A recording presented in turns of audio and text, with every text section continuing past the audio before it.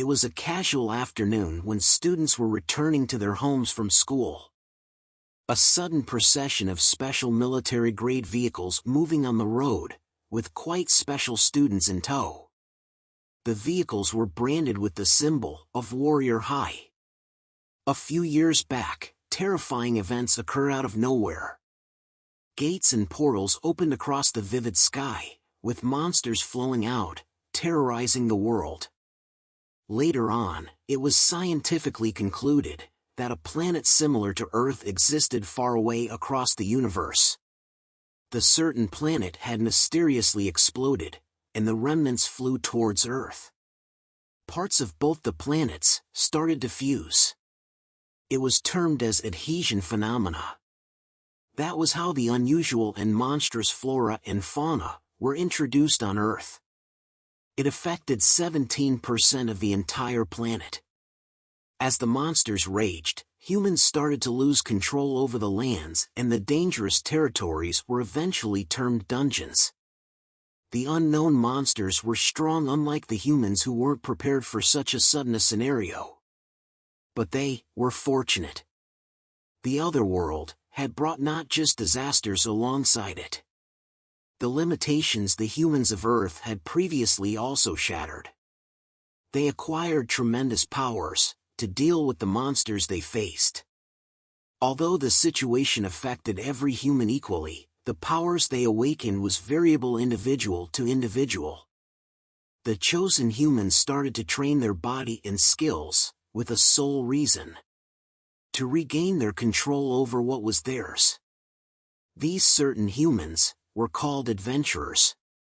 That was how the Age of Dungeons and Adventures began.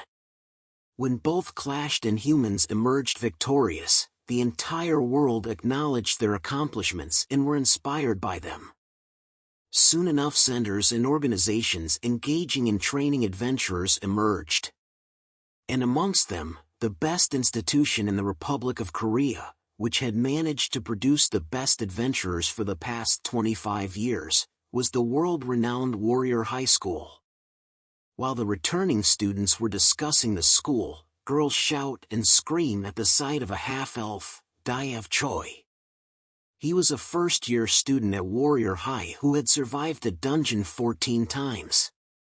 His father was a famous adventurer himself and mother, an elf. He apparently was a genius and future top ranker. While the two friends argue it out, deciding their next destination, they ask their third friend, Jaryong, if he was yet again off to work. He apologizes, while looking at his phone screen. It was a notification to pay the hospital bills that were due. One of the guys complains, while the other punches him, saying that it was understandable. When he goes off, he asks his friend to be more sensitive and reasonable. On his way back, a notification from a certain person named Chief appears on his screen, notifying he had work and asking him to come over. He walks into a rundown subway, where the apparent Chief, Jaehwan, shows him of the client of the day. At the sight of a student, the client shouts at Jaehwan, demanding answers since he asked for the best, but a kid had showed up, feeling he was being scammed. Jaryong mockingly calls for the bodyguard the client had brought alongside him as if a former adventurer.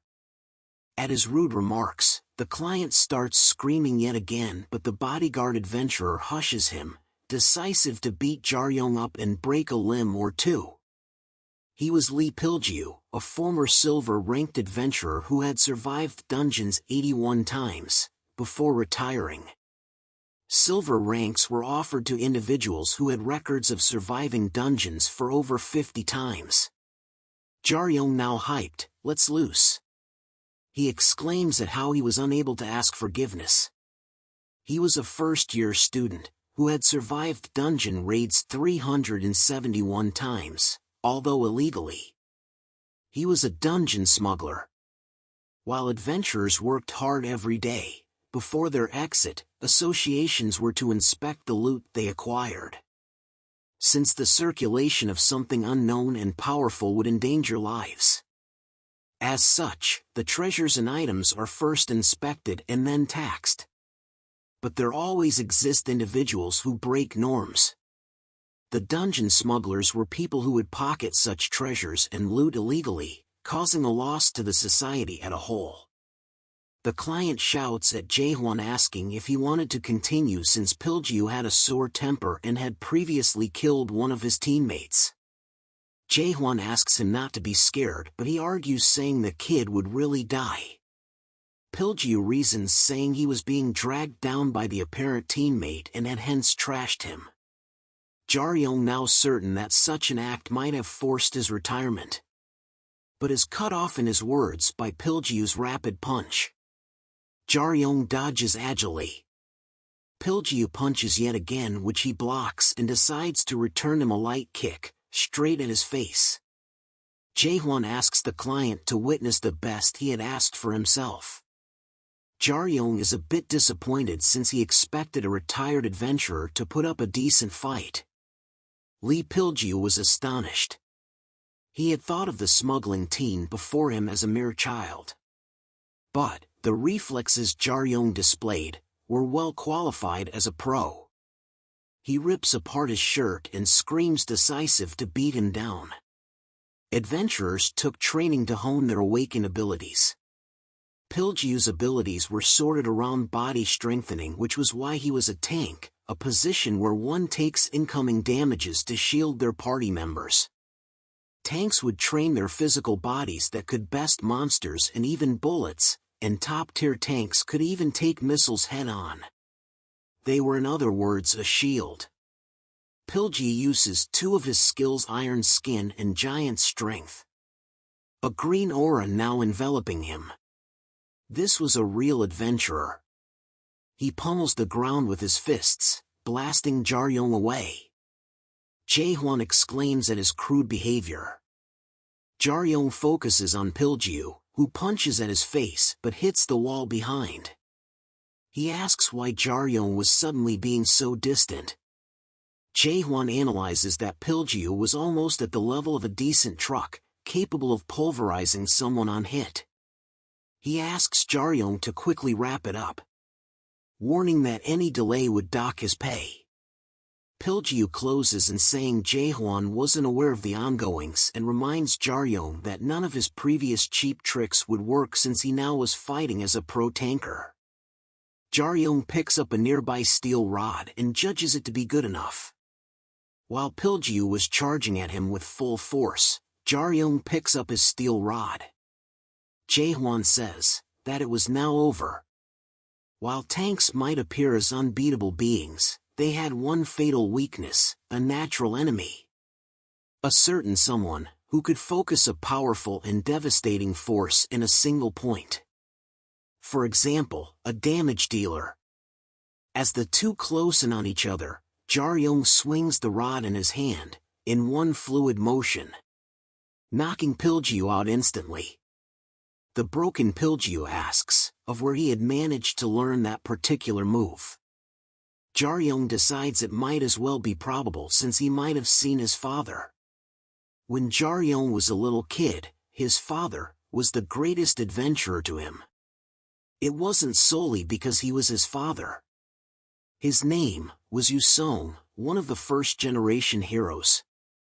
Although it was now a legendary tale, but back then, it was hellish. The biggest drawback was the lack of information. There were no answers to what dungeons were or what monsters lay deep within them. The monsters well known now were the greatest calamities back then. At that day and age, there weren't neither enough skills nor items to utilize. In such dire conditions, the first-generation adventurers had to rely on the method or trial and error, while risking life and limb. The survivors passed on their experience and accomplishments to the next generations. These adventurers were known as heroes. Yusong was a dragon slayer, a nickname given after he had defeated a dragon, and stood proudly as Asia's top ranker. He also was Jiryong's father. He respected and admired him the most, while watching him practice in awe during his younger years. He believed he was invincible, but he was suffering. He watched his father fall, with teary eyes. The cause being poison. He had come across some lethal poison during one of his previous explorations. Like every prior ordeal, he tried to overcome it. But after decades of futile efforts, his body was at its limits. The colleagues whom his father had trusted and took advantage of his vulnerability and stole his fortunes and deeds. He suffered mentally and physically for countless years. Years later, when the world was forgetting of Uchion the Dragon Slayer, his father had lost his identity as a hero after losing his everything. All that remained was an unknown legacy. While Jaryeon walks away, Jae-hwan informs the client that the pay he was to pay was doubled since he had provoked them previously. Jae-hwan asks Jaryeon if he knew of the Imperial Wasp. He spits out the water he was drinking in shock and disbelief, inquiring if he had to fight it. It was a monster whose danger gradient was of the highest in the entire world. The place Uedo, where it had made its nest, became Korea's most difficult demon realm. Jae-won reports that the government had organized an unpublicized raid, consisting of all of the country's top rankers. Although they had failed in their motive of eradication, they had successfully killed the queen bee. One of the top hunters had smuggled the royal jelly of the bees through his subordinates. Jaryeon is startled of why a top ranker would smuggle some insignificant nutritional supplement. Jae-hwan informs him further that the previous records of royal jelly showed that when consumed by a human, it could bring people back from the dead. At the mention of this, Jaryeon froze in his steps. Although the Government and Hunters Association claimed to be strictly managing the gates to the dungeons. But it wasn't the reality. Jae-hwan helps him through one of such gates, asking him to stay careful and avoid death. Jaryeon was lost in thoughts and he blows his cigar smoke at his face, which brings him back. The royal jelly had piqued his interest the day before. Although it might be a disproportionate lie, he had to try to cure his father. He enters a vivid and vast expanse. Sunlight beaming right at his face. It was a place formerly known as Borime, a D-rank dungeon. After the Great Incident, due to the adhesion phenomena, there were two major fusion dungeons in Korea. One was Jeju-do, a dungeon fused with a volcanic terrain. While the other was fused with the Agar jungle, located at the very center of Seoul, Uedo. With Uedo at its center, the neighboring places had also fallen under the monsters. Vast regions were still undiscovered and hunters still lost their lives trying to explore it. Jae-hwan had previously explained that it was predicted that the subordinate smuggler had sneaked the jelly into Borime, but had immediately lost contact after reaching. All Jaryeon was supposed was to retrieve what was previously lost. Jae-hwan knew that because the royal jelly was so potent, not only hunters but also monsters would be attracted towards it. He asked Jaryeon to solely focus on the retrieval and not get distracted throughout. He drops dead center into the Agar forest. He already knew that the smell would be widespread, but is dumbfounded at the size of monsters it had attracted. Amongst the trees with birds chirping around, a black-haired elven girl with a bow ran past the trees and hid behind one. She was Jean Serum, a first-year student at Warrior High who was currently in the most dire situation. Although it should have been a pretty easy trip to the dungeon to her, for her midterm exams.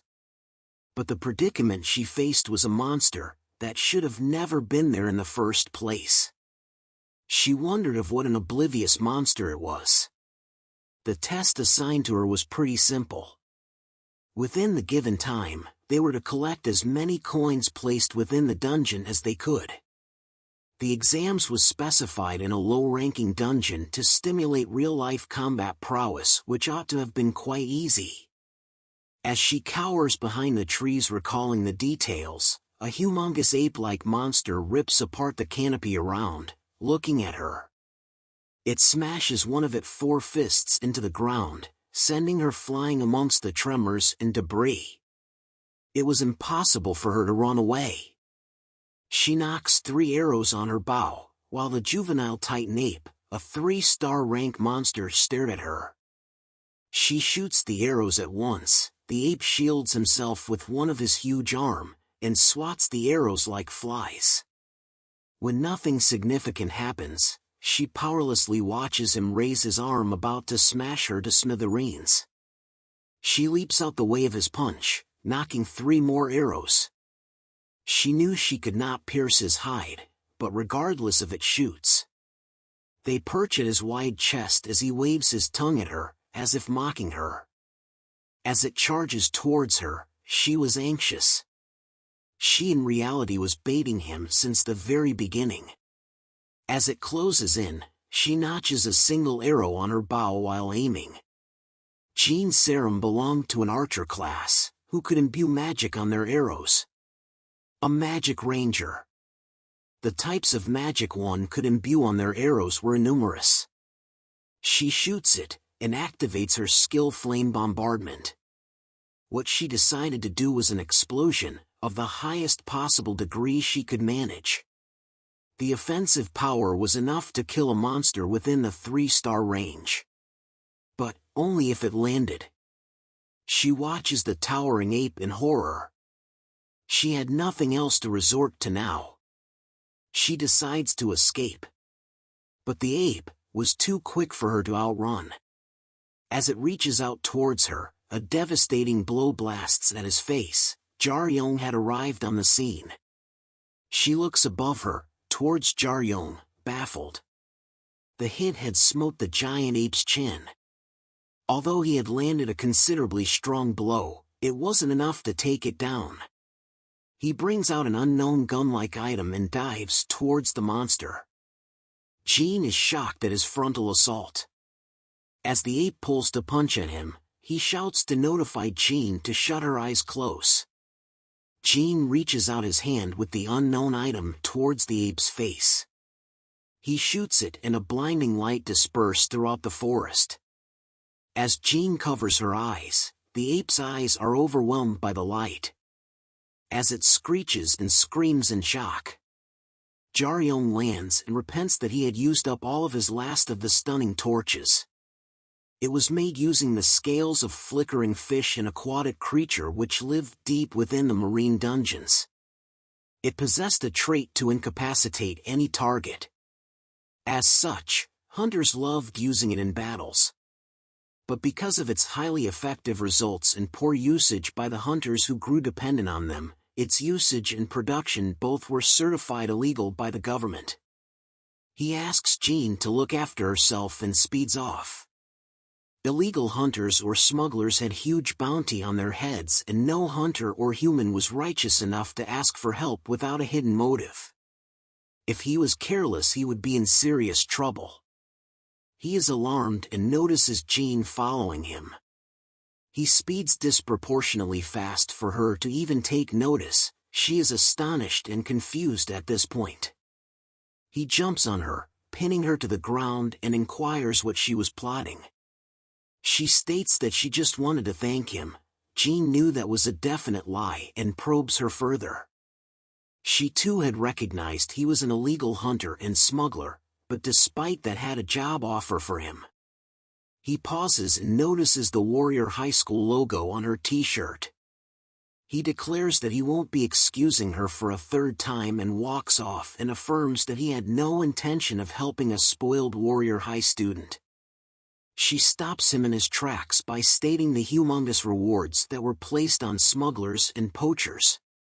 He, feeling threatened, instinctively turns with a fierce look in his eyes. But he is shocked when she furnishes out an item known as Enkill's Blood. She states that it would be just the down payment, and she promises to pay furthermore if he helped her the entire exam. Jaryong had assumed she was just a wastrel brat, but that turned out to be quite an understatement since she was crazy rich. She replies that although she was crazed, it would be a life-changing opportunity for him. He knew beforehand that things would take such a turn. He says that although he didn't really have a reason to kill, he did say previously that she had only a few moments. As she staggers timidly, the ape pounces on them. Jaryong throws his staff at Jean. He reminds her of how she had imbued her arrow with magic and asks her to do the same at the tip of his staff and pass it back to him. When she reports her magic power was depleted, he asks her to figure that out herself since he wasn't confident of his bare-handed offense. As the ape punches at Jaryong, while Jean stares at the staff trying to replicate her magic, but she only had a quarter of her powers left. She knew defeating the monster was way past her league and even considers running away while Jaryong distracted the ape. She questions her own actions as she passes the now magical staff to Jaryong.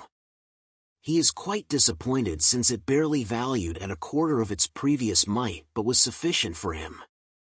As a student at Warrior High, Jean had often heard of how futile brutal strength alone was while fighting a monster. But if accurately launched and well-timed, it was the most potential, and what hunters were ought to train for. Since her childhood, Sarum was always differentiated since she was a lucky girl who could acquire literally anything. The Jinseon Group, a business ranked 4th in the whole of Korea. The successor of the group had engaged with an otherworldly elf. And the resulting child was Jean Sarum. She held adventurers in the highest respect, and was anxious to become one someday. Jean recalls of her childhood. During a training day, her uncle states that it was impossible for her to become a hunter. Her performance was just slightly better than an average human's and might be since her elf blood might have been weak. He asks her father Jean Sungyu on why he was so persistent, who replies saying he was simply cheering for her desire. He justifies saying that elf blood wasn't a necessity for becoming a hunter. Uncle now reminds him saying although she was better than most humans, she wasn't a child from a normal family. Although if she kept at it without giving up and surviving the brutal society, she might become quite decent. Seeing Jaryong, Jean has reminded her that talent wasn't an everyday occurrence like Majin-san receiving 30,000 views in a day. Love and reciprocate the appreciation, dear viewers. Just know you're loved even if your love life is dry. Subscribe to be flooded with love. Jean was awestruck at the scenario. The dead ape falls down to the ground as Jaryong lands after exploding his throat. As he appears, Jean is shocked at his appearance almost close to hers in age. He previously had a mask on which obstructed recognition using face and voice change. He swears since the day wasn't faring quite well for him. Jean asks shyly if he was a senior from her school. He rather agitatedly asks for the promised item, which she hands over instantly. He looks at it carefully trying to assess it. She asks if he was in dire need of money, reasonably since hunter schools and training fees were quite hefty. He abruptly declines saying he didn't any institution much less a hunter academy. She further asks who had taught him, which he answers to be none. At this reply she freaks out, refusing to believe it after witnessing his extreme skills. He throws his identity card at her face, silencing her. She is startled at the truth and Jaryong immediately threatens her to hand over some proof of identity. He affirms that their ages did align and pockets the card. When she questions him, he replies saying he had to make certain she did not betray him later. He asks her to come closer to him. He wraps his arm around her and captures a picture to make her an accomplice since a henchman and smuggler received the same punishments. She soon realized that she had been involved in something quite frightening and it was too late for her to retrace. He proceeds with the dealings and asks of what she was supposed to collect during her test, to which she replies saying coins. Within the allotted 6 hours, they had to collect randomly placed coins throughout the forest. She had one already and needed to find a coin box, to certify as a student and find another coin to pass the exam. She insists that it was at the ruins of the previously Eugene Mall, which wasn't quite far away either. He is alarmed hearing it. It wasn't coincidental since they both were heading towards the same location. Jean is shocked hearing of the Imperial Wasp, while Jaryong emphasizes it wasn't the wasp but the jelly he was after. The ape too had probably smelt of it and had come across them. Although it wasn't a bother to him, Jean too had the same destination. He offers her to change her course, but she mentions that it was the only place since the other parties had probably occupied the others. He now realizes why she was alone. He decisively speaks that they would specifically find the coin and leave. When he is about to name his price, Jean decides it at 950 million since it was all the cash she had on her. She offers more, but he agrees, stating that he would charge further considering what events occurred. He confirms if she had enough stamina to go the distance, and the duo speeds past the forest. While Jean remarks at his speed, Jaryong feels conflicted, thinking he ought to have charged more. She asks if he had really taught himself, to which he replies saying, "Not entirely."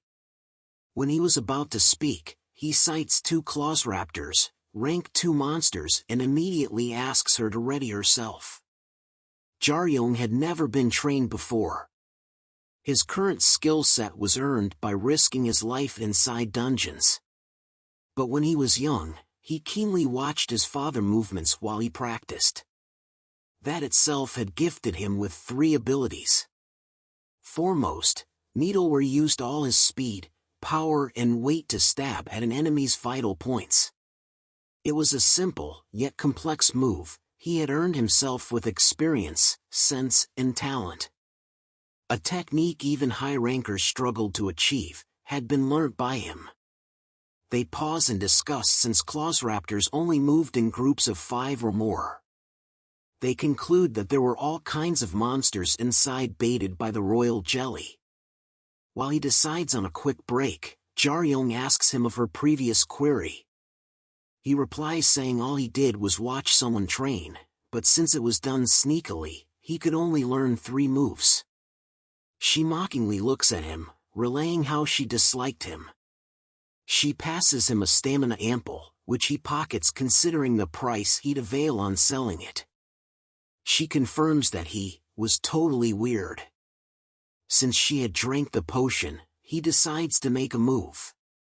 He reminds her of their motives once more as they snuck behind some bushes. They were not to hunt but grab their needs and immediately leave.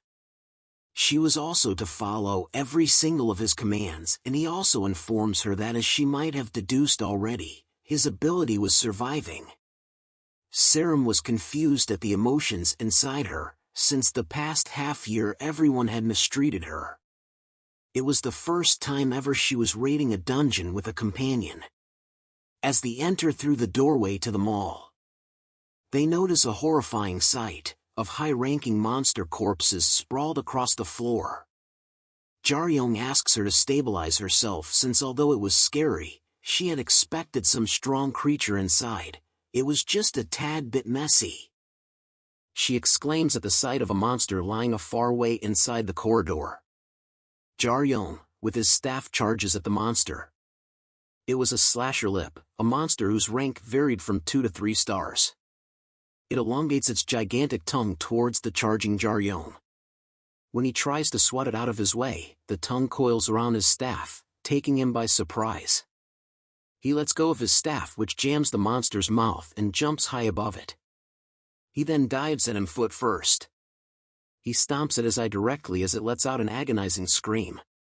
When Jean asks him to finish it off, our Gigachad-brained Jaryong replies saying he had kept it alive to serve as an alarm to them. The slasher lip had a tendency to howl to alert its allies when it finds its life in danger. When she questions whom, an unknown voice speaks me. An evident adventurer who had a long sword perched at his waist yawned, explaining that killing the monsters below had left him exhausted. He first thinks of them to be young smugglers, but after spotting the Warrior High logo on Serum's t-shirt, he swiftly jumps down, inquiring of her. He says that although it was unfortunate, she was to die there. Jar-young informs her that he was no adventurer she was probably picturing. He was a villain who was after him, and the royal jelly. He asks him of how he would deal with Jar-young's commissioner and touch his possessions without his permit. He mockingly states that it would only happen considering he was caught and he was an extremely lucky guy. He had previously, coincidentally heard of his comrade smuggling something valuable. He had planned to kill the royal jelly smuggler, his previous comrade on contact, but had unfortunately failed to finish him off. His wounded colleague had run inside the mall and hid in one of the many smuggling locations inside. Jar-young now understood the reason why contact and information had ceased during the mission. Although they hadn't clashed yet, he was certain that the hunter was a genuine adventurer. He was in a completely different league than the bodyguard he had previously fought. He asks Jean to quickly seek the coin she was in search of and leave while he bought time. The hunter sneaks in towards his face, his sword charged right front. He urges her to leave since she needed to exist for him to avail his payment. Jar-young blocked the sword with his staff as Jean ran away. The adventurer judges it to be a bad deal, but Jar-young knew better. He exudes a hefty deal of aura and slashes with his staff. The hunter was now baffled at how his sword path was read, and while in his thoughts, Jar-young kicks him in the face. He rises, speaking of how surprised he was that he had forced him into using his equipment. He had looked down upon him since he was just a youngster. But realizing that he was better than the average pros, he had to fight him properly considering the other escapee. He asks him not to worry, since it won't be long. His name was Yang Dog-yoon, a gold-ranked hunter. A while back, after the clash of Jar-young and Piljiu, Jae-hwan was now munching at some ramen while the client was looking at the still body of Piljiu. He spoke of how Piljiu had been bossing around previously, acting arrogantly. But Jae-hwan states that he had not lost because he was weak, but because he had to. He explains that adventurers did not fight solely with humans. Piljiu might have previously trained in hunting and exploring rather than fighting. Jar-young, too, was unlike any individual he had fought before. He was a smuggler. At the inexperience Piljiu had displayed, he stammers about how hunters had infighting from time to time. Jae-hwan certifies that they even killed their own comrades at times if driven by greed. When questioned, a hunter could even state them to have died at the hands of monsters. Piljiu might have been forced into retirement after some infighting outside of a dungeon, probably after some argument, and without any equipment. When he queries if they really made a big difference, he nods, stating that with it, Piljiu might have even won the fight. Equipments were half the combat power of a hunter, Jar-young recalls. Although they were considerably strong, Dong-yun's own skills were doubtful since he had failed to avoid his kick. Dong-yun strikes with his sword, which he blocks using his staff. While speaking, he kicks him in the stomach, sending him far across the place. As Jar-young pauses, he closes in and slashes multiple times at him, now making cuts and bruises on his body. Dong-yun mockingly asks him to fight properly like was earlier. But it was impossible for him to. Dong-yun was equipped with an A+ rank armor known as the Shade Jacket. It utilized the user's blood to physically empower the upper defenses of the user. And that had led to Dong-yun's berserker-styled combat. Although openings were to appear certainly, if he approached carelessly, he would definitely die. Dong-yun suddenly slashes at his chest, taking him by surprise. As he exclaims at his decency, Jar-young throws his jacket regretfully, since he quite liked it. Jar-young states that he was way inferior than he had imagined, since he was previously intimidated by the huge amounts of aura he emitted. He had barely been able to scratch him, a high schooler who had no equipment at all and was totally being carried by his armor. Dong-yun gets totally pissed at such remarks and curses at him. Jar-young was certain that Dong-yun was in a rush, since he had to defeat him, find Serum and then silence her. The longer he stalled for time, the more impatient he would grow. As they are about to clash, Jar-young too now charges in, enveloping himself in aura. In his childhood, he had learned a second technique while watching his father. But it wasn't possible solely with his strength. He had to implement the force of Dongyun's force against him. It was a skill he had yet to perfect. Its name was Swell. He literally blasts Dongyun far away. He himself had suffered injuries executing that move since he had never expected to use it in a fight. He had never imagined a pro to repeatedly charge in like an impatient human. He asks him to give up since even the duration of his equipment was about to expire.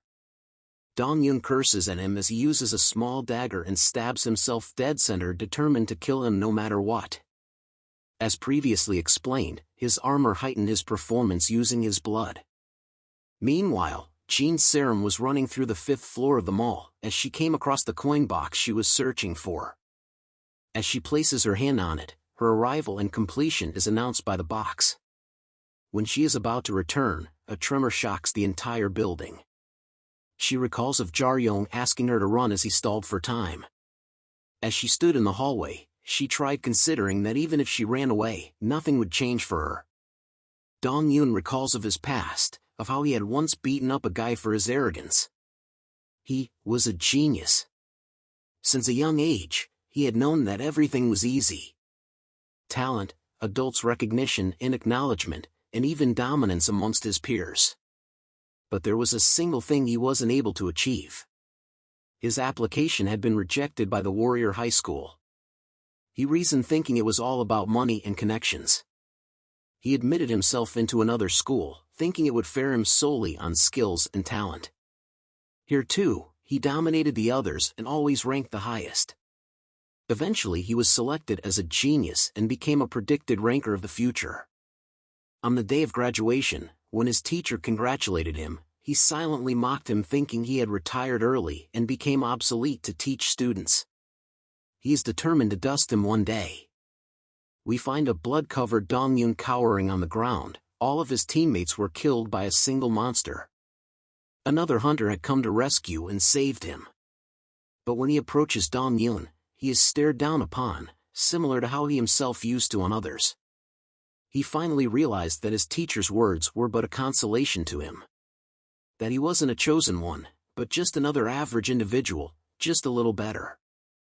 Dongyun now says that equipped Jacked was made out of a live vampire, who had agreed to pool all his blood into him, as the price to kill Jaryong. Jaryong distances himself, saying that he wasn't certain of what he just said, but it indeed was quite dangerous. Dongyun closes in on him with his enormous claw-like arm. Their strikes meet. Jaryong analyzes that his speed had not magnified. He yet again extends his arm towards Jaryong. He praises him for have somehow blocked his attacks. Although he was now significantly bleeding, he furnishes the stamina ample Jean had previously given him and chugs it. Dongyun commends his great reaction speed and talent, and thanks him for the opportunity to let him stomp on a talented person. He gleefully smiles and rushes in towards him. After drinking the potion, Jaryong was grateful his body was moving proportionately. The war-crazed monster Dongyun consecutively strikes at him, excited at his movements. Jaryong judges that since he was using his blood as a fuel for the equipment, he would definitely hit a bar. He plans to stall for time, bait him into rapidly consuming his blood and use his skill needle. Dongyun was already aware of his plans and abruptly closes in on him. When suddenly a massive explosion hits him. Jaryong is shocked at the sight of Jean, who had managed to save him. He smiles that she didn't really run away at his call.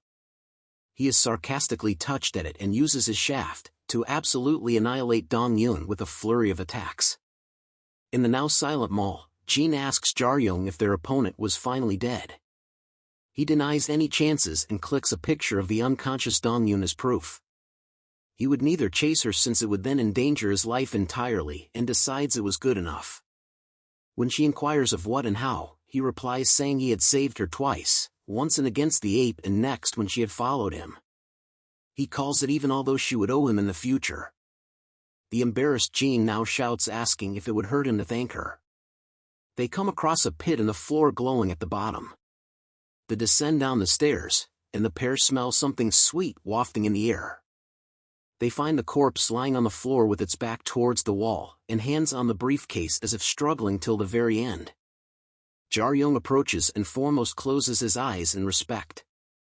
He calls Jean and grabs the briefcase. When he opens it, he is baffled at the sweet smell, almost intoxicating. He realizes that since it was so exposed, the monsters were attracted towards it. Alongside the jar, there was also a suspicious sack. He plans to leave immediately since he feels uncomfortable that someone might chance upon them. When they reach the first floor, the unconscious Dong-Yun was now gone. They hear him shout from the entrance, swearing to make them regret of it and kill them eventually once he escaped the place. As he breaks past the trees, a huge shadow looms over him, stopping him in his tracks. It was another of the giant ape monster. It chomps him off in its jaws. Jaryong and Jean, who were watching the scene, decide to leave through the back door. As the sun sets, Jaryong and Jean climb up a cliff, finally taking a breath of relief. He thanks her for accompanying him. Although many incidents occurred, they both had achieved what they had come for and gladly shake their hands. As he leaves, he reminds her to observe absolute secrecy and to pay him certainly. She interrupts, asking if they could meet again, taking him by surprise. He asks if she was interested in him, but she ignores the little humor. She states that there was an upcoming entrance exam the upcoming winter, and although they rarely recruited a few, he stood a fat chance at that. She asks him to join Warrior High. Jae-hwan, who was awaiting outside, exclaims at his return while he asks not to inquire any further. He checks out the precious case while Jaryong asks if he could take the 2 sack pouches alongside it. Every item besides the object in concern was a smuggler's loot, Jae-hwan states, and agrees. The royal jelly itself was worth a couple of buildings at the least, and he promises to pay him the next day. He wonders of the child who would be consuming the royal jelly. The jelly had a characteristic feature to increase a hunter's talent itself, but it only worked on individuals who had not reached adulthood. He was pretty sure it was someone from Warrior High itself. As Jaryong walks off the entrance, shouldering his bag while looking at the sunset, he ponders of Warrior High. No hunter could adventure into a dungeon alone. Regardless of their skills, the situations could always worsen. Which was why parties were formed of players who could complement each other while making up for the other's weakness. Jean explains that in Warrior High had political factions, and her grade consisted of 2 factions, and 2 of the top 3 of her class lead the factions. Jaryong guesses correctly that parties were formed within these factions, and since she belonged to none, she was excluded. He asks if the teachers intervened, but she denies since formation or participation in a party was the student's responsibility. She knew that she wasn't quite skilled as a hunter, but she was still capable enough to join a party. Even children who didn't belong to either factions ostracized her. The reason being, one of the leaders of the 2 factions, who although indirectly, despised Jean's serum and was trying to isolate her secretively. She conclusively states that she had been surviving as an individual ever since and knew the future survival was bleak. She hence wanted to employ him after he joined in.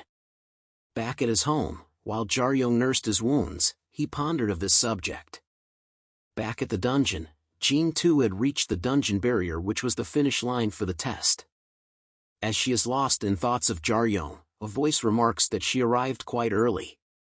It was Kang Jungkook, a Warrior High teacher of the 1st grade and melee combat instructor.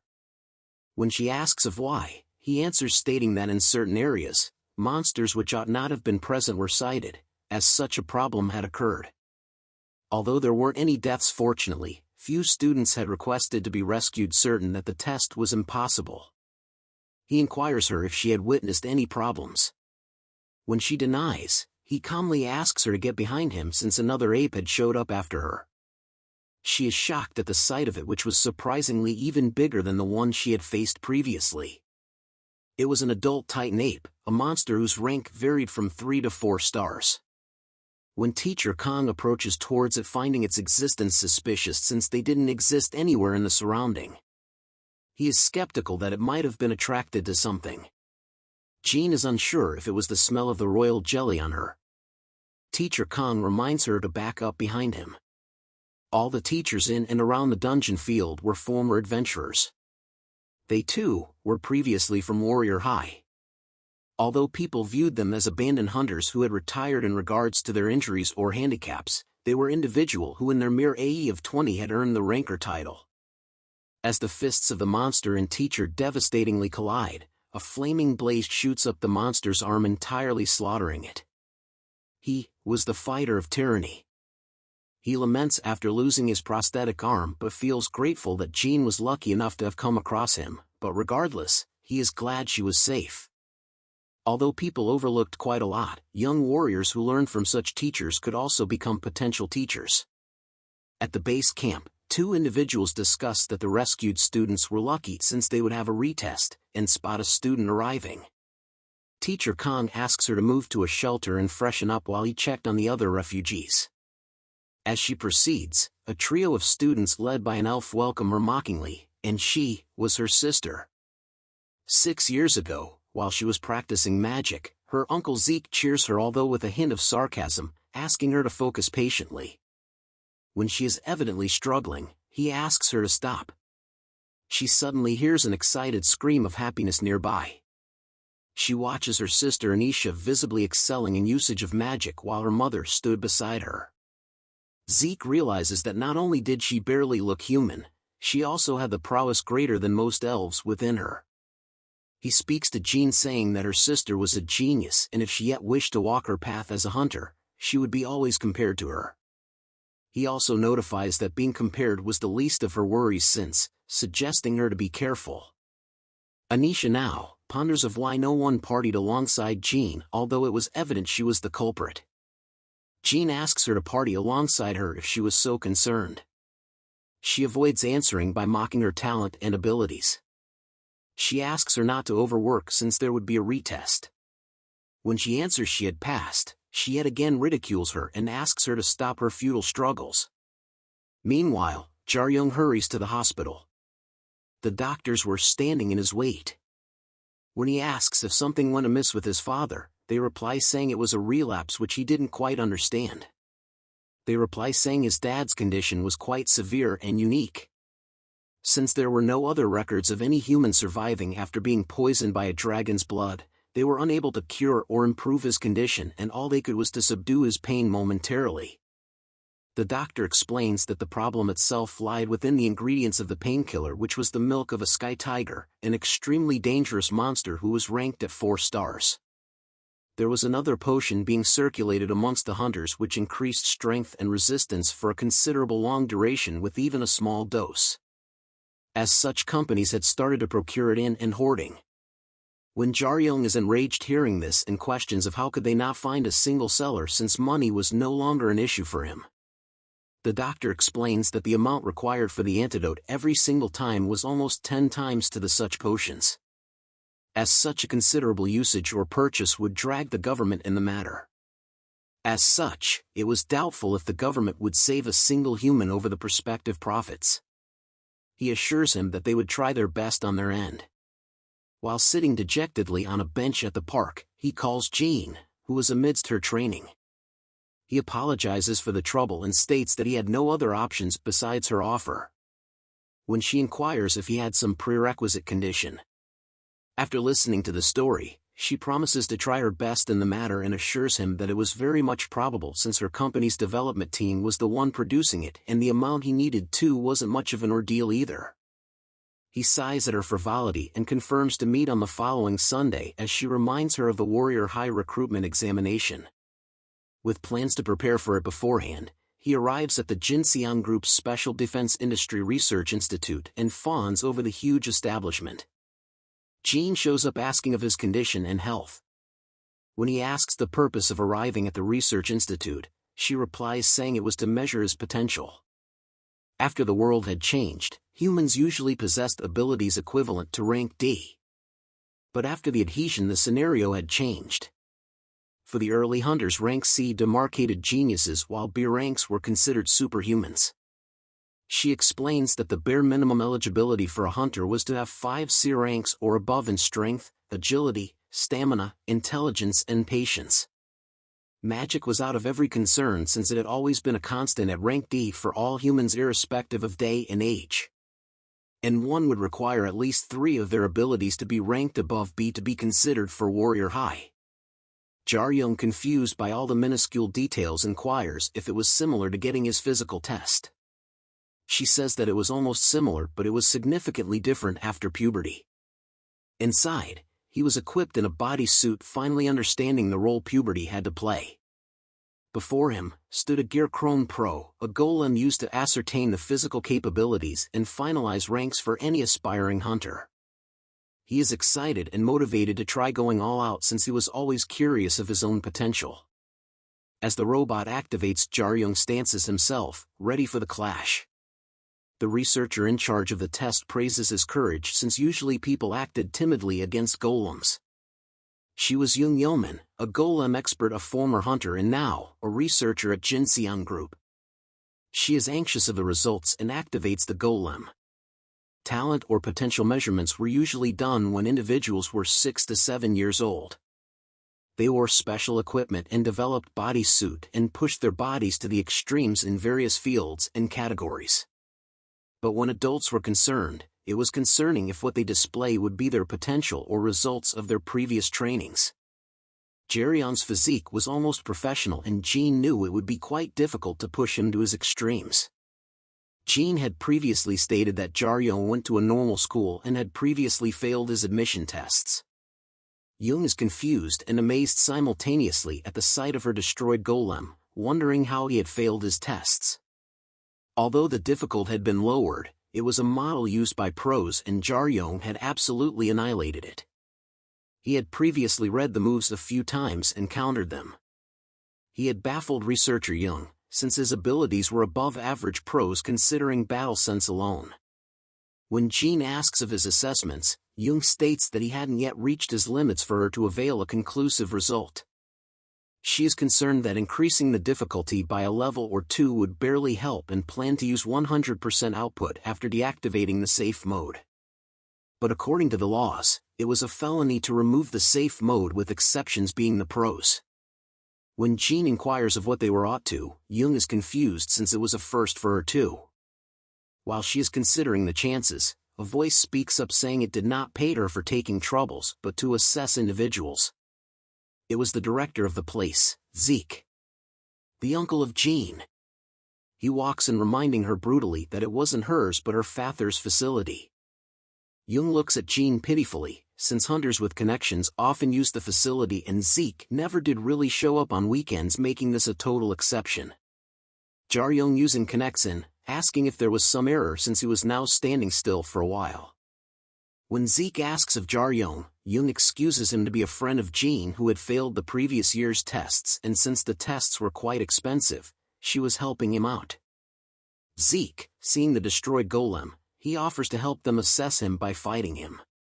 Although not always, but fights amongst hunters for measurements did take place when it was difficult finding someone's limits. As such, the hunter's levels are a few levels above the test taker. Zeke enters the arena skipping his introductions, and Jaryung drops in position, quite shocked at the sight of the elf. He did not know of whom he was up against, but his senses alerted him way ahead than his head. It was a first for him. No matter how he looked at the figure before him, he had absolutely no chances of winning. Zeke calls him to charge, asking him to pay no heed to his safety. With a fierce aura enveloping him, Jaryung charges at him. Zeke was Jinseong Group's director of research, Jin's maternal uncle, and Korea's 7th ranker. A white class adventurer. The top 100 hunters, or rankers, were positioned in a hierarchy of white and followed by black, green, blue, and red. Jaryung charged at him blindly. He did not find a single opening in his whole form, and was determined to create one himself. His plan was quite simple, a single strike with his full force behind it. Once the opponent dodged, he'd attack utilizing the new opening. As he flung his staff at him, Zeke unilaterally blocked it using a single swift movement. Jaryung was terrified as Zeke starts to speak, classifying him as severely frivolous individual than he had thought. He, grabbing his staff, throws a kick at the pit of his stomach. Jaryung is pummeled far across the arena, gasping for breath. Zeke could not understand if he was so idiotic to think such a useless plan. Besides, he had also dropped his weapon even though he was conscious. He returns it back to him, stating that he had already overlooked his mistakes twice and would no longer act in leniency, and starts swathing himself in aura, warning that any wrong moves would bring him permanent loss of his career.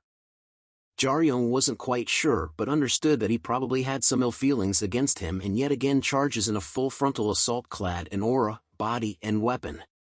He suddenly pauses and starts stabbing at Zeke from a distance, who is a bit impressed at such an approach. Jaryong knew he wasn't sated yet and enforces a huge amount of aura on his staff and starts stabbing even fiercely. Zeke reciprocates to every hit of his, canceling and even overpowering a few. Jung is awestruck watching battle amongst a pair of pros, skeptical at how he hadn't passed an admission test. Although he wasn't perfect as a hunter, she does spot a weakness. Jean is certain he was fighting on equal grounds against his Zeke and could not figure out any certain detriments. Zeke throws an acutely rapid punch at Jaryong's face, which he barely avoids. He had now lost the lead and was being consecutively hit. He grits his teeth and swings his staff across, warding him off. Zeke is impressed he had at least held onto his weapon, but soon after covers him in a barrage of punches. He lands a final one at his stomach and blasts him at the wall behind. He says to be immobile Jaryong that although he had lost, he had known there were no chances for him to win. Although the loss was certain, to accept it would be a predicament. Both Zeke and Jung had understood his drawback: he lacked basic training. Although his battle senses were far superior, his basics knowledge of stances, offense and defense were comparatively inexistent. It was almost as if he had never trained his entire life. Jung was quite disappointed looking at his wasteful talent, since a tad bit of training would have honed him way beyond his current league. Jean is reminded of when Jaryong had said he had never trained his entire life during their test. Zeke retraces his steps back towards the entrance, speaking he had seen plenty like him. Although he possessed the required talent, had he endeavored some training it would have been different. Although he agrees to allot him his grades, he suggests him to give up since relying on his talent solely would get him killed. Jaryong staggeringly awakes, speaking that although he was not certain, he was probably trash-talking him, asking if he hated lazy people.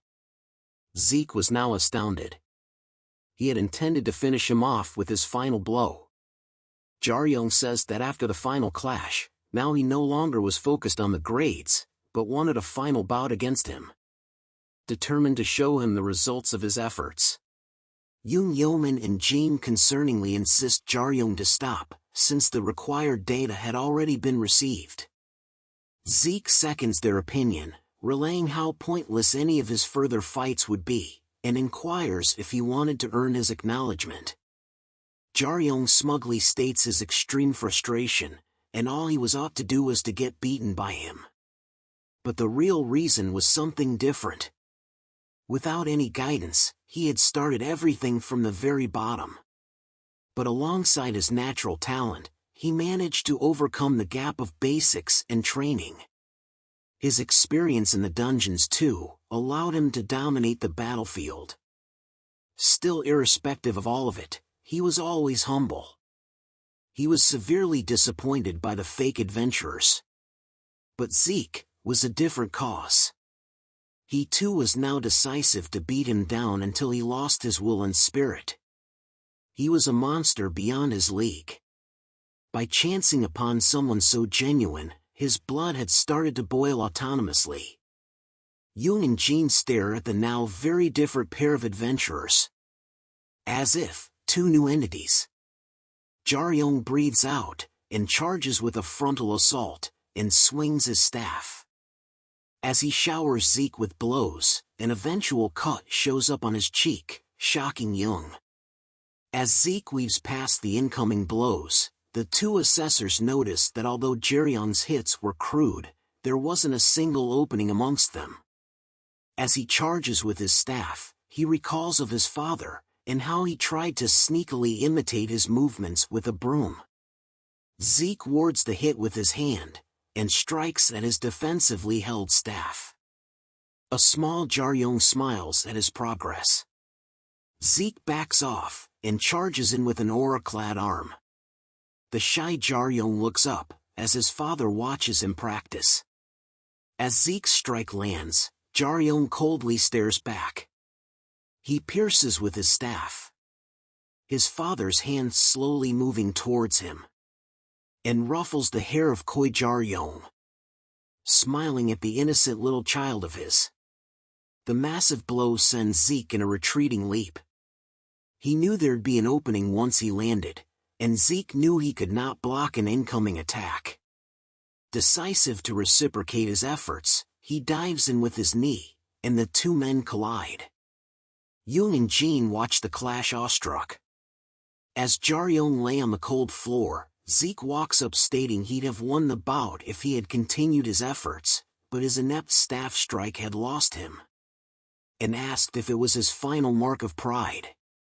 Jean wheezes, and denies, saying that he had ran out of all his stocked-up memories. Although he ended up getting battered, it wasn't a bad deal for him. Zeke was infamous amongst the white rankers for his sore attitude, but none could voice any complaints, since he had the power to back it up. He heals the bruised-up Jaryong, and retreats towards the exit. He confirms if his name was Yu Jaryong, and as Jean consents. He is glad to have met the son of his acquaintance. Zeke was one of the only 10 white rankers, and the greatest healer, in Korea. Well, they forgot to mention the Tsundere factor. Anyway, as dusk falls, a jacked man pulls up to Zeke, stating how his delays were always blamed upon him. He screams as he spots a scratch on Zeke's cheek. He is baffled how a teenager had inflicted a cut on him. As Zeke informs he was trying for the Warrior High Winter recruitment, he recalls of how none had managed to pass in the previous 3 years. Considering the Elven standards, Zeke rules out them both to be equal. He, Kang Jianho, laughs it off, certain there was indeed some difference. Korea's 19 ranker, a black class, and leader of Korea's #1 attack squad, Nix. He is sure of his edge on him in age, and talent. Zeke scoffs and asks the price of his new car, which he reasons to be at a mere 3.5 billion. He awakes in a treatment room in the facility, appalled at how his injuries were already healed. Jean walks in with cups of caffeine. She asks if he had even considered winning against her uncle. As he declines, he is astonished hearing Zeke was her maternal uncle. He silently appreciates the relationship the two shared, well aware he was conscious of her social weakness. Jung peeks out of the doorway, inquiring of his health and confident the chief had healed his punching bag responsibly. Jaryong is startled at the fact of how, despite his overwhelming strength, he was a support unit. She gladly hands over his finalized test results. As they anxiously look, he had scored A ranks in stamina and agility, B ranks in strength and patience, AC in intelligence, and a constant D in magic. As Jean appreciates his results, he inquires if it was credible enough. To certify as a first-class adventurer, one required a minimal B rank. While they were indicators, a balance of the statistics was also a requisite. A disparity in stamina and agility, or in strength and agility, were significant factors of failures. People with C ranks in strength, stamina, and agility alone were 1 in 1,000, and were combatants. But if the trio was at B rank each, it was even rarer and would certify as the few amongst the best adventurers. Meijin note time. Ability ranks define and determine a hunter's growth potential and efficiency in training. Although they are constant and innate, they do change with ample hard work or medicines. An adventurer license requires all 5 stats above C rank, 2 or more above B, both excluding magic, or a single C-ranked magic. Exceptions of talent, experience, and knowledge are also considered. Jean stares at him, thinking of how insane his abilities and balances were. He would almost stand equal to a certain monstrous first-year student she knew of. Jung informs that Zeke himself had no stats at rank A. With plenty training, skills and abilities overcame any disparities. Suitability of skills, battle sense, and experience were immeasurable. She winks at Jean, who had evidently achieved plenty with sheer hard work. Jaryong gets up, stating although he wasn't disappointed, he was too inferior to a certain someone he knew. Jung is baffled and is certain it would be quite a special individual, and he agrees. As Jean offers to end the day, Jung suggests to visit the production department. As Jean denies considering Zeke, Jung happily states he had already consented an agreement, and had asked to build him a suitable equipment, with the charges on his tab. A confused Jaryong and a shocked Jean stare at the little researcher. Equipment were superior armors and weapons, which every adventurer aspired for. An extremely skilled adventurer would lose his subpar weapon, for it wasn't capable to withstand his power. Therefore, as an adventurer's skill improvised, a proportionate weapon was required. Yet again confused, Jaryong queries if it was a necessity, since Warrior High as a school ought to provide a weapon. Jean and Jung are left aghast. Jean specifically sighs at his hopelessness. Although it was the scenario with the other schools, Warrior High had different ideals. Similar to talent and abilities, acquirement of equipments were also counted as an ability, and required the students to do so. When Jaryong skeptically mentions of how it would favor a well-off child, Jung argues, reasoning that since the selection, individuals are openly invested into by others. In lust for potential and future prospects, institutions and companies invested in such individuals. She proudly claims of how she too received one, and a job herself. And concludes that it was an institution providing ample for the opportunists. She explains how his transfer exam would be harsher than an entrance, and hence Zeke had sponsored his equipment. And asks to visit the underground refinery, while also wishing him well. As they progressed, Jaryong explains how difficult admission was, since he now was certain considering the efforts one had to implement. Jean evidently agrees, reasoning her monetary help to him was of the same, while he looked at her gratefully. She states of how the producer of an equipment was a decisive factor, and of how the one at Jinseong Group was the best. As the elevator announces their arrival at the forge, they watch the massive underground smithy, previously a dungeon known as the Boiling Abyss. As Jean stared at the ginormous expanse, he is alerted, as a huge shadow looms over him. He distances himself as a single eye glows, and a dark entity approaches, cursing at Zeke for waking him up on a weekend. As he stances himself, Jean apprehends him, identifying the monster as the leader of the production team.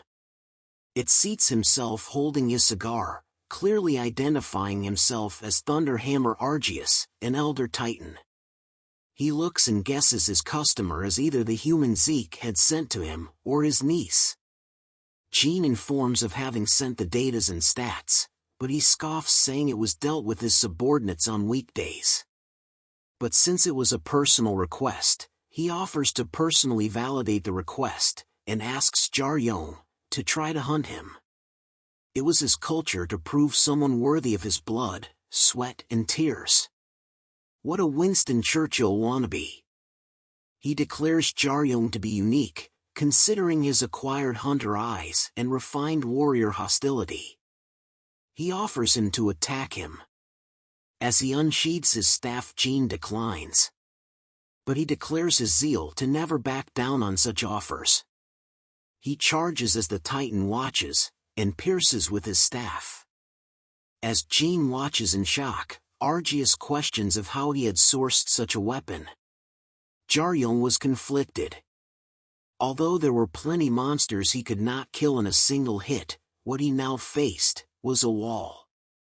Regardless of strength, the monster in itself seemed fictional. Jean repents of his actions for another reason.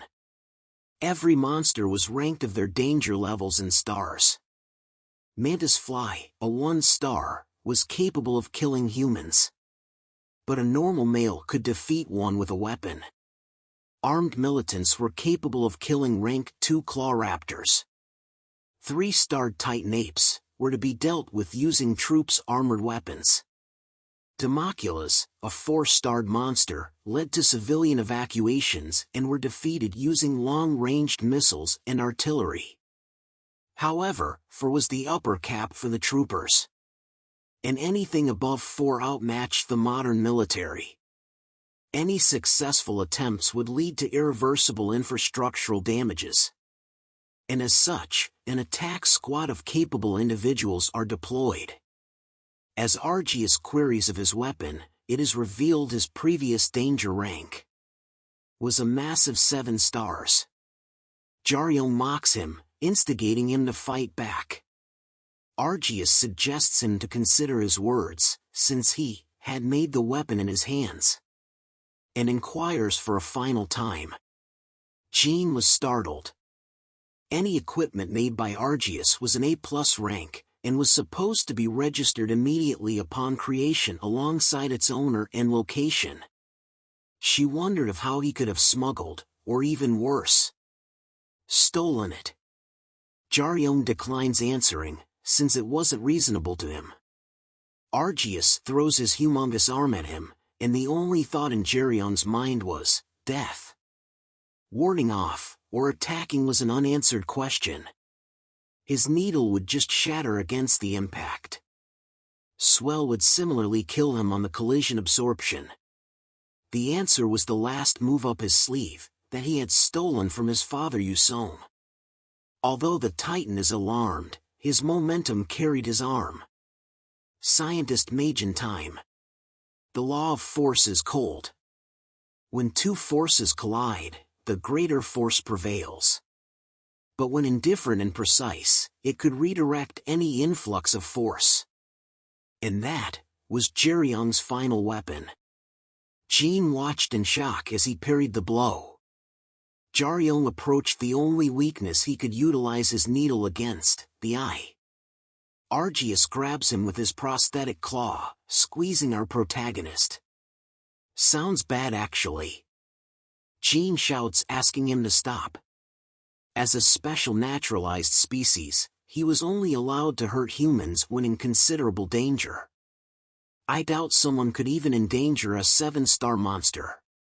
Releasing Jaryong, he affirms to not hurt him any further since he now knew of why the weapon was in his hands, and Zeke had woken him. He apologizes to Jaryong, assuring he would repay his mistake. He had last received an injury after 30 years.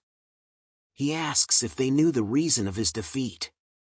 When Jean states of how he had been defeated by Gabyuk's squad, he denies. It was a single human who had cut off his arm and spared his life. 30 years ago, as he raged and wreaked devastation, a single human charged at him with his axe. Looking at Jaryong, he informs that it was his father himself. Elder Titans were the strongest amongst all giants. With an almost endless lifespan, and not more than 10, were known to the people on Earth. Besides their monstrous physical characteristics, they were celestial equipment creators. The power to create an equipment with special powers or artifacts resided innately within them. Besides them, the only ones were the dwarves. But unlike the Titans, they had decided to coexist with the humans. The Elder Titans refused coexistence, and looked down upon the humans as worthless. During the Argius subjugation 3 decades ago, the Gabyuk squad faced the automatic doll Colossus, of rank 4 stars and variable, made by Argius himself. While there was a lack of communication, Colossus attacked the shielding tanker. A swordsman zapped past the figure and slashed at the giant. But to her dismay, it had but barely scratched its helm. It blasts her away with its shield. Gabyuk squad, one of the best raiders, now cowered in fear. With 7 defeated already, another one kept appearing. The leader volunteers to cover their retreat. As the giant strikes, he uses his skill potential trigger. It used all the physical energy and capabilities, leaving the user incapacitated. As he throws the automaton over, Argius appears. Having lost all their hopes of escape, the leader charges at him trying to buy some time. Argius flings his blazing sword, scorching the guy. He was disappointed at their equipment and individuals itself, but is further astonished when a member tries to stand against him, guarding his friend's corpse. As he commends his meaningless loyalty, more automatons approach. As he hopelessly ponders, a voice rings out, and a person shows up, wheezing. It was Yusong, then 32 years old. He had asked the association to refrain from attempting a clear. Baffled, he asks of his identity. Yu answers saying he was sent to their rescue. As another colossus stretches for a hit, he nabs its hand. Yu wasn't yet famous, but the first-gen adventurers had indeed heard of him. It was since he chose to rescue people instead of racking fame and achievements. But this event was the start of it all. When the world learned of Yusong. As Argius watches him, Yu remarked at how it was an even bigger ordeal. He watches the scene, appalled. While they barely defeated one, he had killed another in a single blow. Yu asks if he could still manage to use his magic, to levitate and run out with his 2 friends who were still alive. When Argius mocks his confidence, he is certain to let none die under his watch. Argius charges with his blazing fist, while Yu charges in with his battle axe. In the last 10 years of adhesion, most adventurers tried unlocking their newfound potential to reach the superhuman realm. Even the development of equipments were improvised to suit their stats. But what consistently lacked development was their execution. The solution was human development, which only a few witnessed and started researching and developing. Yusong was one of those. As the mage exclaims of his victory, Argius speaks yet again, disappointed at his disproportionate weapon. Since he was unpopular, he could not avail the certain digits of best equipments. He looks behind him, glad at the trio's great escape. Although his skills were excellent, his axe was too inferior to take any more damages. Declaring it was the end of the fight, he brings down his weapon. Argius is alarmed at how he hadn't redirected his strike, but blocked it, and used it to rebound his own strength. That was the origin of the skill Jaryon would later learn. Swell. He had cropped off his left hand, and overwhelmed him by a single skill. Argius was certain of the story's popularity now. Of how the hero had taken down the monster. With the strike of his father, the monster in him had died, and his life was then at Yusong's disposal. Since Elder Titans never bowed, he was exiled. Since he had killed no humans up until that point, he was furthermore issued citizenship. But considering his crimes, he was punished to work and create equipment and artifacts. And the staff in Geryon's very hands was what he had created to honor him. Although he had never asked for it, he was deemed worthy of such a weapon. It was news to Jaryon. He never thought of it to be any special, and even the debtors had abandoned it similarly. Argius judges his answer as the truth. It wasn't any good, but at hitting with blunt force. While little Jean is appalled at a word like debt, Jaryon is shocked since he had never evidently seen his father use a staff before. Argius was to create a battle axe for him, once he brought over the materials for the blade. But he had unfortunately lost touch with him. Since he was trapped as punishment, he had simply sent over the staff to him. But now, considering the conditions for a while, he offers to complete and forge a new weapon. A masterpiece not for Yu Cheon, but Yu Jaryon. As they returned, he recalls of how Argius had asked him to patiently await the completion. Although he would quicken his efforts, masterpieces needed time. Not that masterpiece, please. On the way back, Jean asks him to meet the following Wednesday for some practice for the test. As he agrees, she asks of his father's rest after an eventual retirement. Jaryong brutally ignores and excuses himself from the conversation. On her way home, Jean looks at the reports of the Boiling Abyss dungeon conquest. It certified what she had learnt previously, and no mentions of any individual clears were to be found. Considering Argius's words and Jaryong's skill, it was clear that his father was someone incredibly strong. But she does recall a name Yusong, an apparently fake dragon slayer whose achievements were proven false. But there yet existed a few claims of his legitimacy, which went disregarded. As she aligns Jaryong in the scene, a mail notifying of her test results arrives. Meanwhile, Chosia, magic instructor of the second-grade students at Warrior High, apologizes to our low-budget, Frankenstein endeavor Mr. Kong since her lack of experience had cost him his weekend. They were both shocked at how the first place had been dominated by someone quite unexpected. As Jean reads past the rank, it was neither Diav Choi the half-blood magic swordsman, son of a white ranker, nor her own sister Anisha, a half-blood, who had magic potential far exceeding that of pure-blooded elves, and predicted to reach the rank of a grandmaster. It was the third, class dominator, Suk Chol Kang. A lad born between a dwarf and a human. An individual considered to have the greatest physique in the entire world. And the topper of the second semester exams. They discuss of his unparalleled individualism, talent and leadership. But lacked the interest to indulge socially, and even the entire kids of the school were afraid to approach him. Kang assures her of how certain concerns are answered unnoticed. For days later, on a Wednesday, as a pair of boys ran into the huge Cheol unaware. Surprisingly enough, he timidly apologizes while they run off with apologies. He tears up at his sore luck, he dearly missed his mother constantly. Suk Yu-bin, his mother was busy working in Northern Europe as a renowned South Korean adventurer, who recounted of her childhood to young Cheol, who eventually grew an admiration for the country and culture. With his circumstances and talent, he was accepted into Warrior High. But with a major issue, he was terribly introvert. He was scared of being laughed at and people eventually avoided him. He passed through the first semester as a lone wolf, although unintentionally.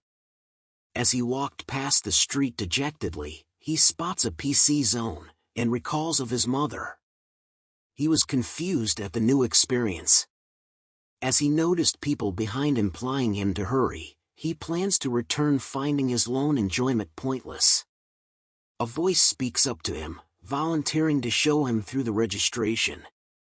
It was Jaryong. He had showed up since Jean was running delayed on the day she herself had announced to meet. He had planned to otherwise visit the black market and sell off his loot from the Agar dungeon. A smooth and unknown black hexagonal item from the same briefcase as the royal jelly.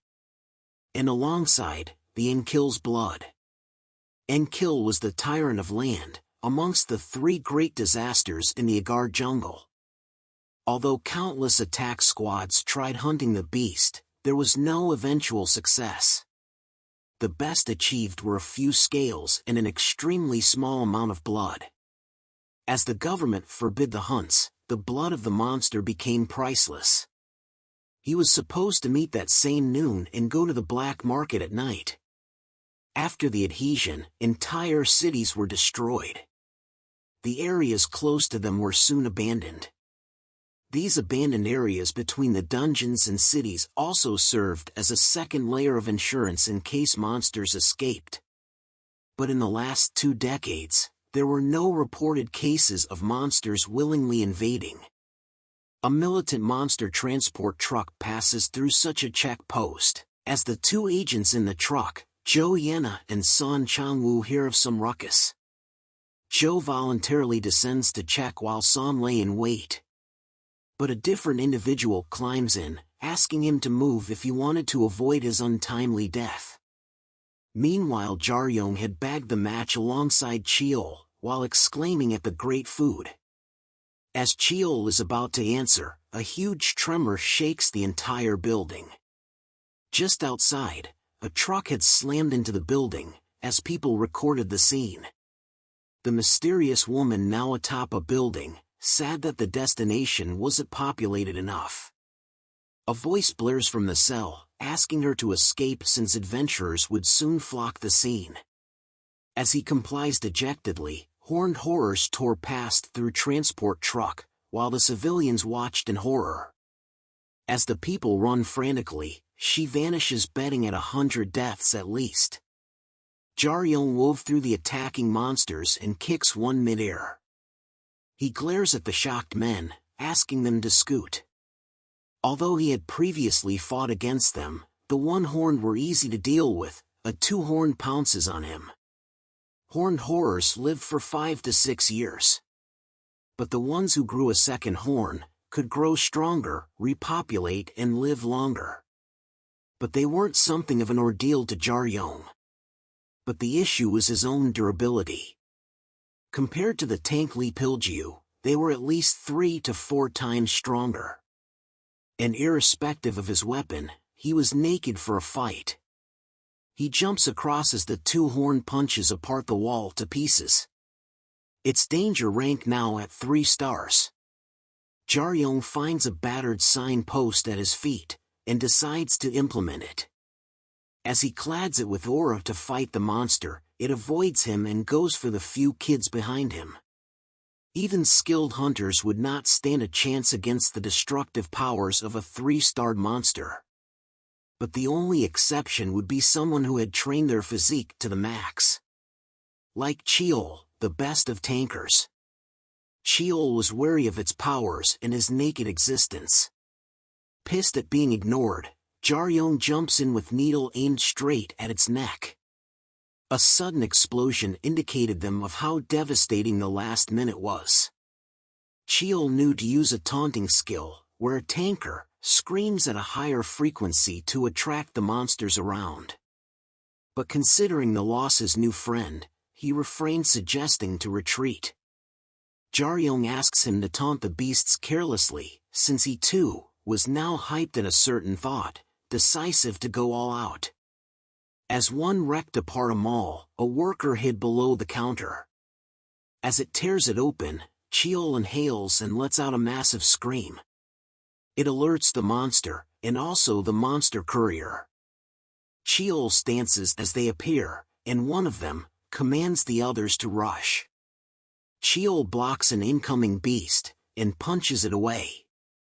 As 4 more appear, Jaryong dives with the post in his hand. He recounts his enemies. He is alarmed seeing a few of the beasts gathering corpses in the truck. While 2 horrors charge at him, he recalls their plan. Since the 2 were unarmed but close combatants, they would burden each other together. Cheol was to take the bulk of the weaker ones as a tank, while he would fight the stronger ones as a damage dealer. As Jaryong lands a barrage of hits on a monster, he is strained at the weak pole, sorely missing the staff he used to have. Since he had previously fought Zeke, he had a brief knowledge of bare-handed fights too. As another charges, he strikes its face, and moves on to the next. Well aware that the slightest mistake would cost him his life. But just like his past, he took it as a chance to grow stronger, a step at a time. He recalls Zeke's attacks and dodges the incoming blows of the charging monsters. He had met someone strong after his father, for the first time. And from that, he attained the skill, Harpoon Rain. As he watched the fallen monster, a hand grabbed at his leg as he now panicked, and pummeled him to the ground. As he spat out blood, and arose mocking the disparity in numbers. As the beast readies to punch him, Cheol rushes in, knocking him far away, while Jaryong consenting their team luck. Meanwhile, two college students were recording the incident, and amazed at how they had defeated dozens one-sidedly. They guessed them to be ranked gold or super rookies since the sheer number of defeated monsters were 13. Cho Dong-yoon asks Kim Chang-hyun to edit a thumbnail, hoping he could bag a few million views on upload. Cheol was now confused at the delay of the rescue teams, and of how they had managed to defeat all the horrors. Jaryong asks the contemplating Chad for a hand. As he helps him up, he reports of a few fractures throughout his body. Cheol commends him for the 2 defeats while Jaryong states of his 9. As he inquires of his school casually, Jaryong asks of his ranking in his class in Warrior High. When Cheol ranks himself around the middle, Jaryong realizes it might be quite tough for him soon. Although all the monsters now lay dead, one certain had avoided Cheol's taunt. Although it was an unsuspicious one-horned, but something in the truck surely was. The monster is suddenly dragged into the container, while it tried crawling out. Jaryong knew it was being eaten. Cheol was alarmed. Amongst the horned horrors, the 2 horned acted as parents and chiefs, leading the one-horns around. They often joined alongside other tribes, to survive at the bottom of the food chain. But there were a few rare occasions, when one would mutate as a 3-horned. Not as the chief of some tribe of tens, but a king of hundreds if not thousands. 3-horned Horror Rex, a 5-starred calamity walks out. As they stance, it charges towards them with an engulfing red aura. As it charges, Jaryong offends with his pole, but it shatters the piece of iron allow, and batters Jaryong. As he flings away, Cheol tightly grabs the monster, but it grabs him, pivots its foot. It lifts him up, and floors him devastatingly. Despite the 2 being subpar geniuses who would reach greatness with courage, skill and intuition, the gap in experience was too vast. As Jaryong arises in protest, it yet again launches an aura-clad blow at him, but is shocked beyond fear. Even before Yusong had lost himself to the world was unaware of him. And hence absolutely no one knew of his legacy. Meanwhile, Jean had come across Yusong's confession from 11 years ago. The case had initiated with multiple ideals against and with him. But soon the tide had changed and chained him, as a fake and liar. Even his family records were empty. It strikes her, that if it was all connected to Jaryong. At the same time, Jaryong was unaware of the power welling inside him. But as the beast charged, he was now certain that he could move. And that was all he needed. As the baffled monster looked at the smoking fist, Jaryong showered him with his harpoon rain. He distanced himself as the monster charged, but was soon alarmed, and ducked as sharp rays of aura approached him.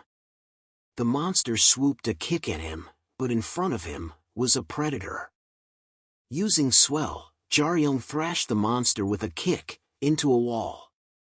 Although he had not defeated it yet, he had created an opening by striking its chin with needle. He was certain he could beat it in his current state. But sadly enough, the sudden power disappeared. Aware of his vulnerability now, the horror charged at him. But above him loomed the shadow of something huge. It was the truck itself. Cheol pounds him with it, but it reciprocates the attacks, as he grits his teeth.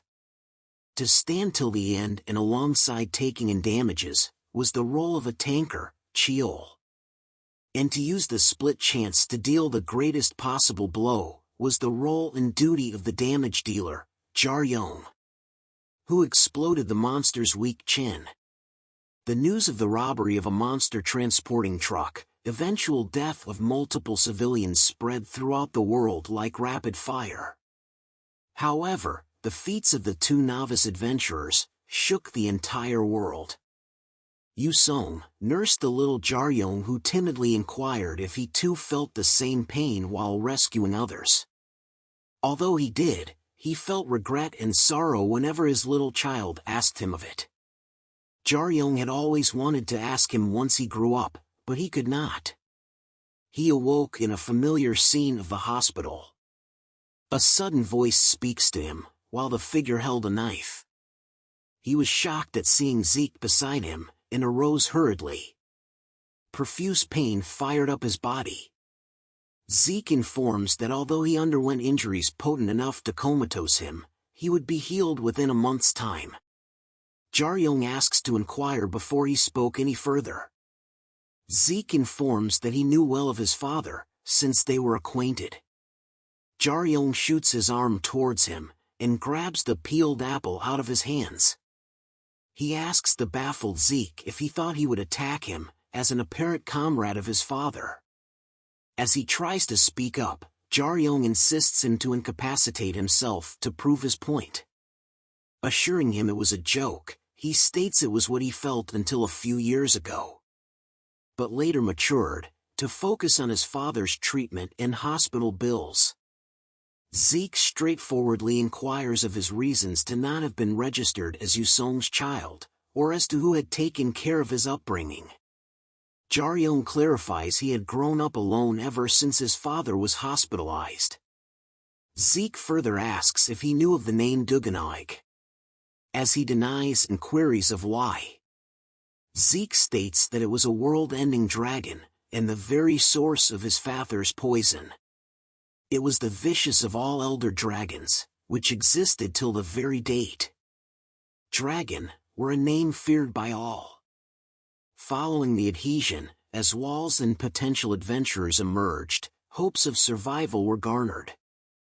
But exceptional beings which could destroy the walls, a superior species, dragon, emerged. Although hostility towards humans wasn't uncommon, they sought humans as an exploitative target. After the laws disappeared, they refrained to chasing humans to extinction, but sought hierarchy, to play as gods, while offering protection. But when things went astray, they threatened the humans with their might. And that was when Yusong had appeared. With apt strategies and determination, he proved they were defeat-able, which changed the entire world. Damn, how is the world so fine after an entire world crashed into it? As Jaryong concludes that they went into hiding, Zeke refutes that they had but changed their strategies. Using their sly minds and wit, they started integrating amongst the humans by changing their appearances. He was informing him of the classified reports since he was Yusong's son. And if he intended to pursue adventuring, Duganog was the dragon Yusong had been following before falling to the poison. Defeating him might even earn Jaryong a chance at curing him. He ensures to certainly create an opportunity for him to kill the dragon, but if he grew stronger as an adventurer. Jaryong looked at a card in his hand, and recalled of Zeke. Dragons hid behind ample facades, and in wait for a perfect chance. Even if he obtained the evidence and managed to reveal it, it was pointless unless he could capture it. Once exposed, they'd simply hide again, which is followed by distrust and despair. A quick, precise and clean move was required before they even manage a chance to hide. They had been preparing for capturing Duganog for the past couple years, of highly skilled and capable individuals. Despite his desperation, if he failed to grow strong, there won't be a spot offered.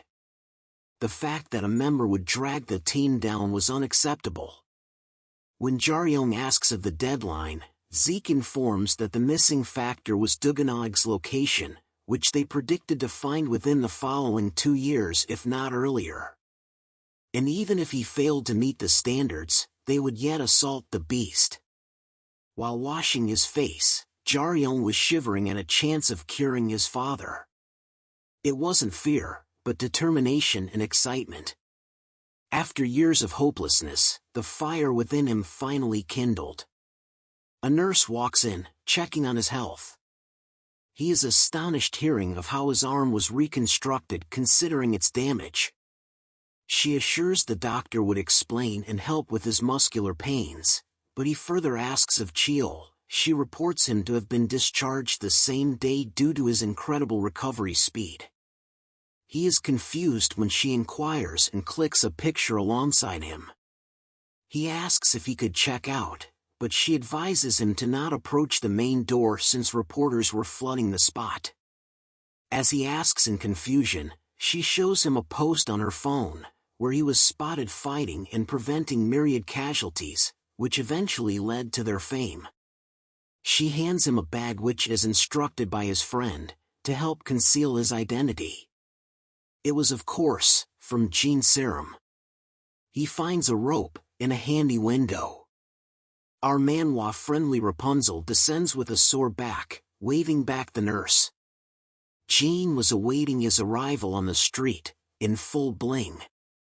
As Jaryong hops in curious of the bag, Gene explains it had clothes and a phone, and asks him to cease with his emotional looks. As he states his motive to rest for the day, she informs it was for the adventurer uniform, and it was by the greatest tailor himself. The materials for armor were divided into 3 categories. Foremost the cloth, although not durable, magic helped overcome the problem. Secondly, the metal. Although it was durable, its weight was a major drawback. And the layer between was leather. Neither too heavy, nor weak. It was the best for damage dealers. She further inquires of how he had managed to defeat the monsters.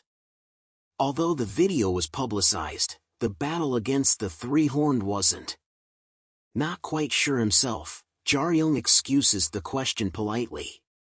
She also suggests him to be careful besides the reporters. Cheol-kong was simultaneously baited into shows and interviews, but had managed to conceal Jaryong's information considering the promise the two had made.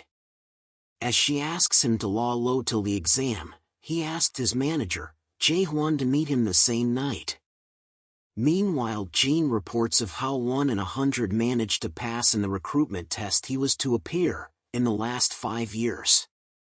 He brutally refutes, saying since she was accepted at her level, it would be quite a breeze. As they enter the atelier, Gene recounts him that during the tests, parents of the candidates who might be friends, who lead to eventual team-ups. As such, if his identity was to be revealed, he would instantly turn into a viable target. He rejects the ideology, determined to beat and defeat all participants. He hurriedly inquires of a bathroom to change. Gene leads him, and asks him to return soon. Meanwhile at the reception, Gene is informed that her appointment was nabbed since the CEO had some urgent needs, offering to compensate with money. It was a rumor amongst the adventurers, that the first generation were evidently different. The generations that followed their sacrifices, reaped their skills, strategies, and such. But the major distinction was their conditions at birth. With time and age, the passed on not only talents, but also the initial superior education. As Gene refutes and insists, a certain someone befitting such conditions showed up, Han Gaeun, the current student president at Warrior High. She explains that since the CEO was her uncle, Gene was to pretend to have offered her spot, instead of having it cancelled. As she is about to comply, well aware of the power she held as the student representative, Jaryong shows up, stating of how pointless Jin's urges were. As Han is about to gladly accept his answer, Jaryong viciously asks her to cut the crap and scoot. Han commends his courage and queries of his identity, but as Jin is about to answer, a swift slash across her breasts apprehends her, but as she falls to the ground, no evident scars were present. Han was curious why she had spoken instead. Jaryong walks up identifying himself as a prospective student of Warrior High. He also expressed his disappointment at the presence of students like her at Warrior High. She pauses, and launches a flurry of similar slashes at him.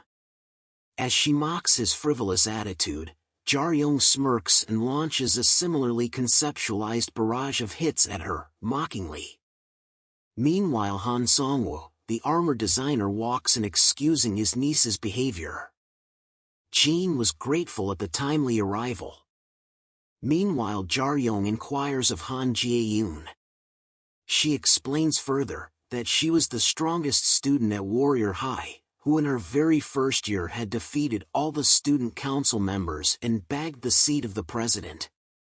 Every specializing school handed out gemstones to the students, which licensed them to enter the weaker dungeons and gather experiences and develop battle sense alongside. But the ones at Warrior High were exceptional professionals of the highest caliber, but, unofficially, not only did they garner influences in specialized meets, but also worked with professional attack teams to participate in raids against monsters scaling up from 5 stars. And as such, the student council members were considered pros who would achieve the title of rankers, further down the line. As Galen is about to leave, Jaryong offers to make a bet through shadow sparring where one who touches the other first, or manages to push the individual out of the ruled area, wins. He bets his slot and time with the designer, against her position as the school president when he entered the school next year. Without any forethought, Gaeun gladly accepts the terms, while Jin's poor soul left her body. At the atelier's durability test room, the pair stood facing each other. As their fierce auras raged around them, Jin recalls of his answers. Although he knew he could not win against her regardless of his health, he was certain he could pull off something way better. Jin wonders if he was attempting to lose on purpose to get on her good side, but rejects the possibility quickly. Meanwhile, the atelier apologizes for Jiun's unreasonable but truthful behavior. But Jin refutes, stating of Jaryong's stubbornness. Although he wasn't sure quite yet, he was certain it wasn't his stubbornness. Jae-yoon offers to use a single arm to make the fight fair and interesting. Jaryong welcomes the initiative as an excuse for her loss. Agitated, she zaps past the distance between them, and throws a kick at his face, which he barely avoids. Both the spectators were appalled at the sight.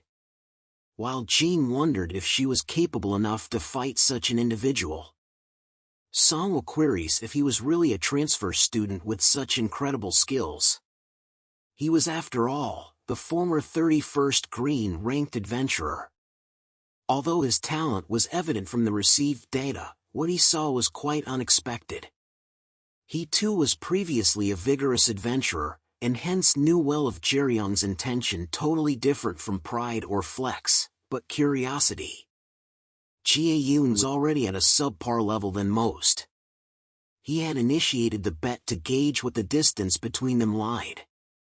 As they exchanged blows, Jae-yoon was surprised since it had been long since someone had fended her attacks. She computed him to be barely at 50% of his health, considering the fight against the Horned Horrors, which she apparently had watched over 100 times. She offers to call it a tie, and to continue once he was admitted into the school. Jaryong rises staggeringly, clarifying that he had no intentions to stop, and recounting her that the student president's seat was on the line. As he stances himself, Songwoo was aware that he was simply bluffing. Disappointed at his idiocy, which she had considered as courage, and approaches in rage. The two spectators were now alarmed, since Jaryong had moved first. Jae-yoon was alarmed at his strike too. As Jin cheers his unrestrained hits, Songwoo finally realizes his wrong guess. He was simply trying to gauge his strength against him. But in those few exchanges, he had completely learned her movements. It never was a matter of a win or loss. He was a monster, who had offered the bet, to simply steal Jae-yoon's skill. As she dodged yet again, Jaryong was now a bit content. Ever since he was little, he used to work as a smuggler, and had learnt something significant. It was to never make a losing trade. And that concludes the part 2 for the manhwa. Every comment, like and view is abricated, but a subscriber is forever loved. So do consider it, and a happy Valentine's week to all. If single, do subscribe, since we have a whopping 8.6% of female viewers, which is way more than you could ever pull, and might meet someone new too.